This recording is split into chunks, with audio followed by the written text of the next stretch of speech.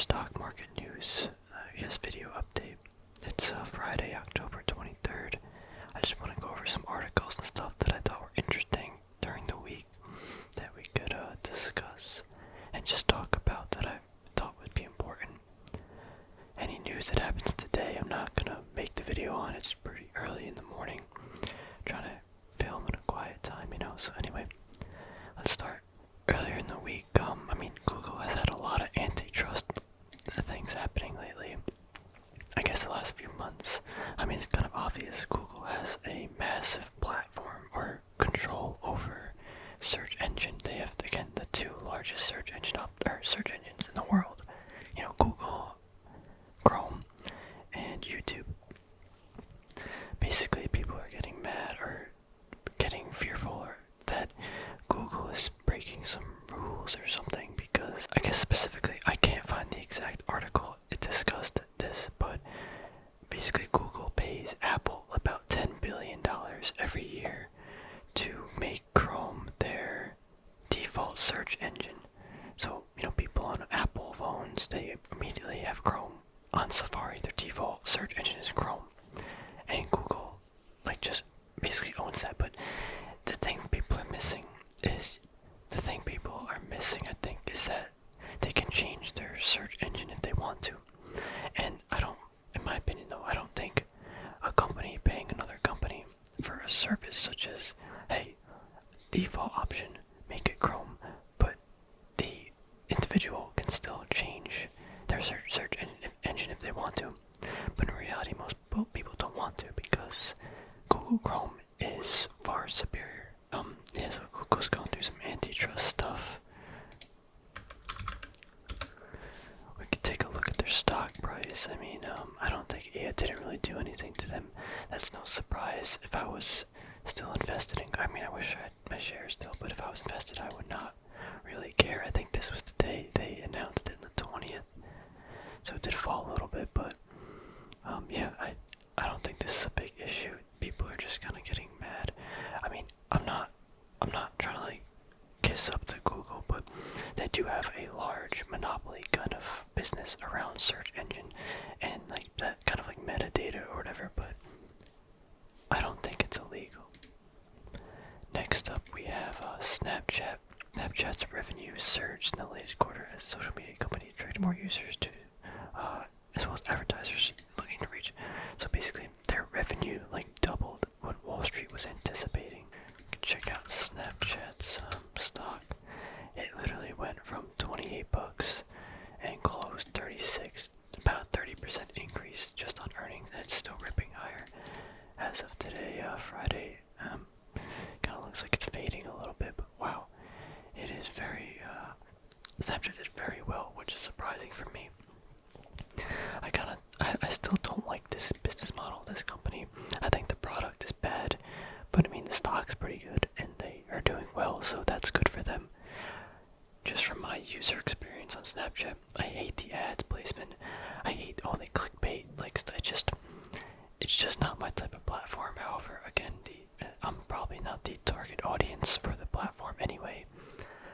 So happy to see them doing pretty well. I'm not sure what happened. I cannot find the article. But Goldman Sachs, actually we could just take a look at this thing. Goldman Sachs basically is getting fined a few $1 billion. How much is it? They're going through some IMBD scandal, and this isn't really anything new. Again, a few months ago, JP Morgan was doing some scandal, was spoofing the price of silver.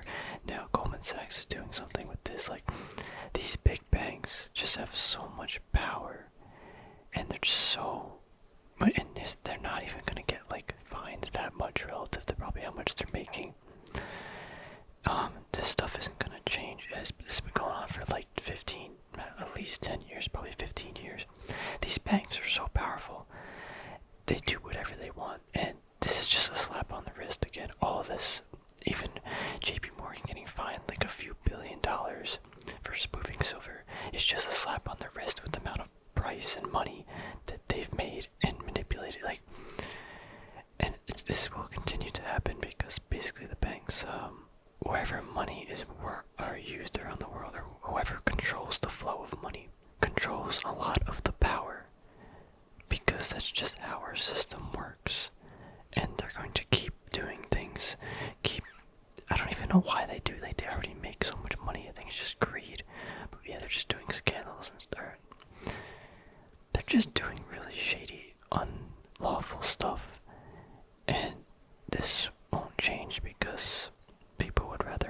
shows of other people singing. I guess I'm not disrespecting people that like that show. I'm just saying that most people don't see how scary and manipulative and powerful these entities are.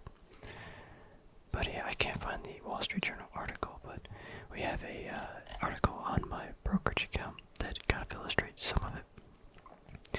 But yeah, it's just one aspect of that. I know Tesla also had earnings, as AT&T did too. They did a really, I guess, exceed expectations. They're up about 6%. But Tesla, Tesla had a little bit, they didn't miss earnings that bad, but their reaction was it missed earnings, and I didn't look too much into Tesla because there's so many videos on it that more people in depth about Tesla enjoy like studying it. But one of the things in their earnings report they mentioned was a big part of their money came from like selling the energy credits. And I mean, I'm not saying Tesla's doing it wrong, but Tesla is an electric car company, and if they're getting most of their money from like a product that isn't cars, it's just interesting to me. I'm not saying it's wrong. I'm obviously the company should do what they need to do to make and bring in money. It's just interesting though, like, this car company is doing this well, but it has most of its money selling credits or energy credits to other companies for sustainability purposes or something like that. I think it's a good business model, but I'm just saying it's just interesting how that just, plays out. Let's take a look at copper prices. China economic rebound pushes copper prices to multi-year high. Basically, copper prices are moving really hard. This is, again, because the economy's kind of moving back, but also copper, just like silver and, I guess, gold, more silver and copper, the lower end metals, the industrial metals, they were pushed down pretty far. And, I guess, one of the companies of Freeport McMoran. We were looking at Freeport McMoran, like around this area. When was this? Around here. I was pretty bullish on copper, but I had all of my funds already into silver and stuff. But yeah, copper prices are rebounding. Don't underestimate commodities and companies that are close to the, I guess, involvement with the commodities, such as Freeport McMoran or other, let's say, miners or royalty companies, like, especially oil too. We'll segue into oil in a minute, but I want to show you guys something interesting. I was watching a video on watching a lot of videos and interviews about gold miners. One thing someone pointed out, because we have to go to a higher time frame. This is kind of like a bear market. This is about like 3 or 4 years. I don't even know, maybe more than that. Maybe 5 years. This started like a bullish run, right? We have a big up move. Then we have a fade down to some prior resistance level. Yeah, wait, that actually marks out like perfectly. All the way back here. Perfect. Let's get in some more. A fade down, up another push above, a retest, and then obviously we had the thing that happened in March or February. Then a shoot up. So now this is, it kind of started back here, but now this is like the confirmed, oh, we're moving. Go down to like a weekly time frame. So we have, a move up, kind of consolidation, so we have a move up, consolidation, then a move down, because I guess economic events and stuff, but then a big move up, a fade, a big move up, a fade. What's to come? Also, we're holding above on weekly candles at this about $40 support area. The next move is going up, most likely. I'm not saying it definitely will, but if we are in a confirmed bull market, which I'm pretty confident we are, the miners are looking like they're gonna break above. I am also heavily invested in the miners, so I am biased, but I think it's, again, just look at the charts. They're not gold mines, they're not like, I shouldn't use that analogy, but it's not like perfect, but it's something to take note. Move up, fade, move up, fade. Next move up. Anyway, last have one more topic to discuss. I keep doing a lot of research on ExxonMobil because I'm scared they're going to cut the dividend, but I want to be confident and just get as much information as I can about it. I know most people don't care about this, but I'm just going to break it down. But basically, ExxonMobil cut employees, and they kind of wrote a big article about just their company, their forward-looking, like, not guidance, but what to expect from the company, and I thought it was pretty insightful. But basically, I think they just wanted to cut employees, and this was their way of, like, sugarcoating it. So basically, I mean, they talk about a lot of stuff, but I just want to break down some specific points. To making the organization more efficient and more nimble will reduce the number of required positions, and unfortunately, they reduce the number of people we need. So they're cutting back inefficient employees, and I think that's important, though. It sucks, but sometimes as a company, you gotta do what you gotta do, especially if people aren't needed.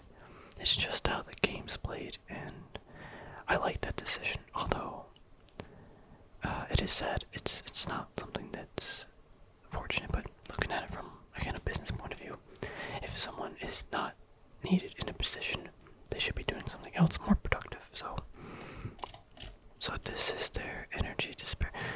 They're talking about, like, renewable energy and the energy they produce and stuff, but access to reliable, cost-effective energy is critical to growth and development for these countries and their people. He's talking about newer countries, developing countries. We often talk about companies having higher purpose. Well, I can think of no reason other than helping people and communities around the world grow in prosperity and achieve their aspirations for better life. So basically, everyone is talking about green energy, renewable energy, which is important, and it will come very slowly, though, in the future. What they're saying is there's places around the world that are just starting to kind of get oil, gas, and energy, and the most efficient, cheapest energy is oil and gas, pretty much. I mean, don't quote me on that, but it's something like that. It's not solar power, it's not wind energy, it's too expensive and too not efficient. These countries are going to be relying on oil and gas to bring them to the next stage. Here he talks about energy diversity. This is their prediction.